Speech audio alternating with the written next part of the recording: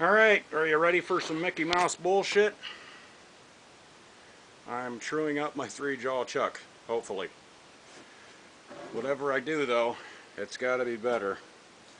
I finished one pass already, and maybe, yeah, right there, you can see.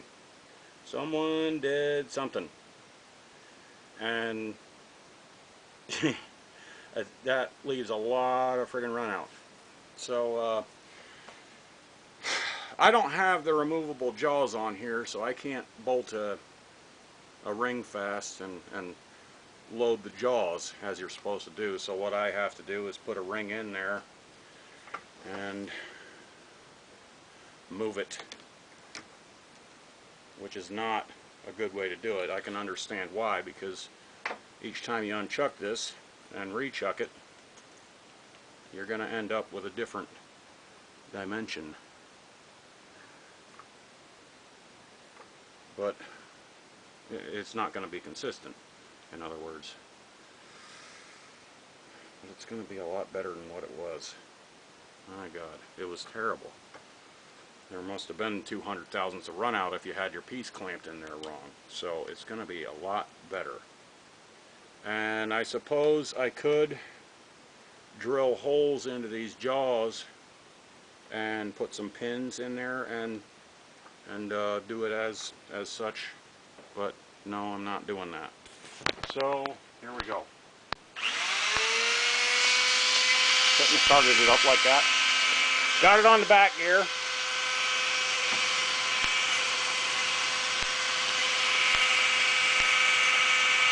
Just taking a little bit. Auto feed.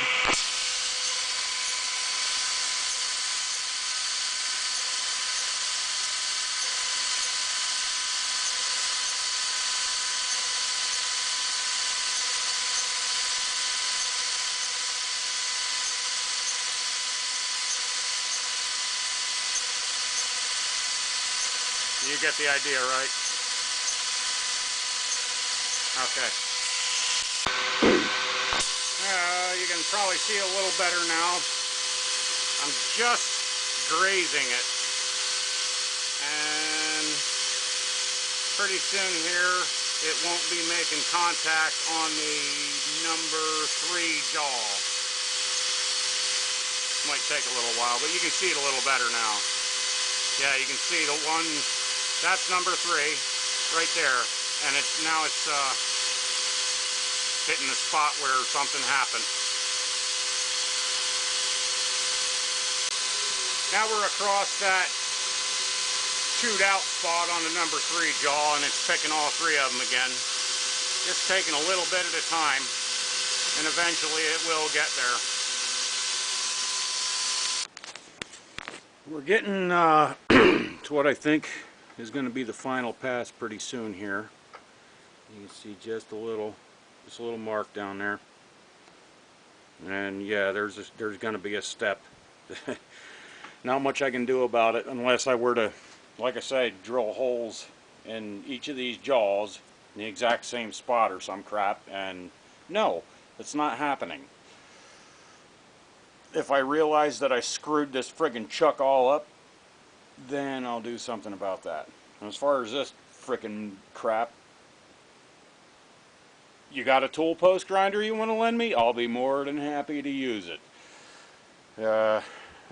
What I'm figuring, I'll set that ring so it's just catching the edges of the jaws in the rear there. And then I'll run my last pass in. And then there's going to be a little tiny nub back there, and I'm hoping that'll eventually go away. It's only going to be a couple thousandths because I'm hardly taking anything off with each pass. So even until it does go away, I imagine it'll kind of dig in a little bit when I'm grabbing a piece, hopefully, but I'm hoping that it'll wear down. I'm sure what I've done here today is only going to make it better, but we'll see. I'm going to chuck a piece up and we'll see how badly it runs out. If I screwed up, then I screwed up. I'll post anyhow. Anyone that might happen to be watching this, thinking, oh my god, he's gonna screw this up. Well, that's a piece of bar stock just stuck in there. We got about 20 thousandths. And that's not great. But you should have seen what I was dealing with before. I'd chuck a piece in there, and if I'd get it, I had to get it just right, or it'd be flopping all over the place like like a naked dude running down the block needs Viagra. So I'm more than happy with that.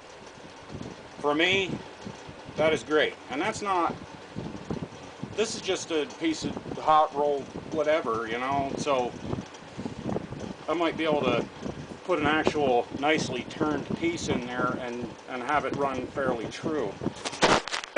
Now, that little step in the back was screwing with me, so I had to do some work. What I did, cut the handle off of a chainsaw file. And maybe you know what's coming next. But I chucked it up in my tailstock. I ran that up in there, and I would close my chuck down kind of lightly on it and manually spin the head backwards, because that's the way the file wants to cut like that. So I did that until I got rid of that little step back there, and yeah, there you might be able to. It's not too bad looking. I wish I wasn't so damn shaky, but that's the way it is. But the acid test, and one of the whole reasons for doing this, is yet to come. Now you'll notice I have a parting tool in there. Never been able to get this thing to work very well. I could get about enough of a groove to start the hacksaw, and then I'd have to finish it with the hacksaw. So, let's see, I don't have my tripod. I could always do it one-handed. See what happens, right?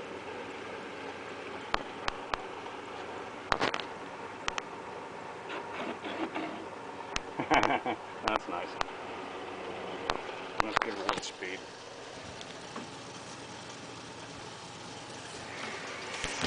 Alright, try that. And nice and easy.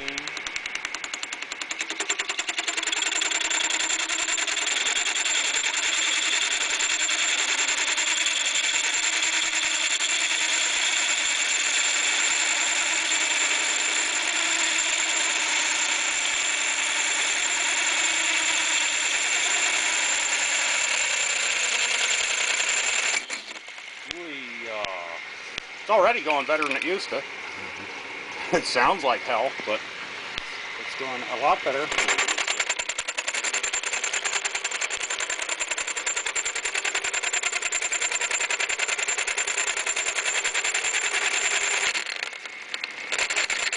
Boy, gun come loose in the chuck. Wow. Alright, I'm not going to move anything. I'm just going to put my live center on and see if that's a little better.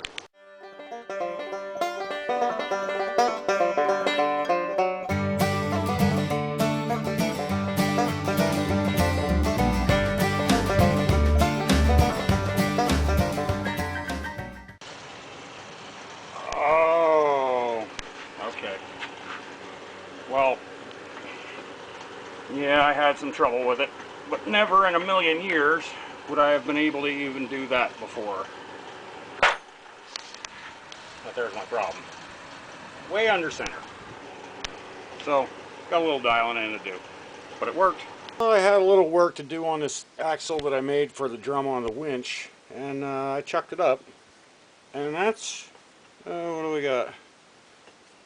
6, wait. 3, 8 thousandths. So that's not terrible.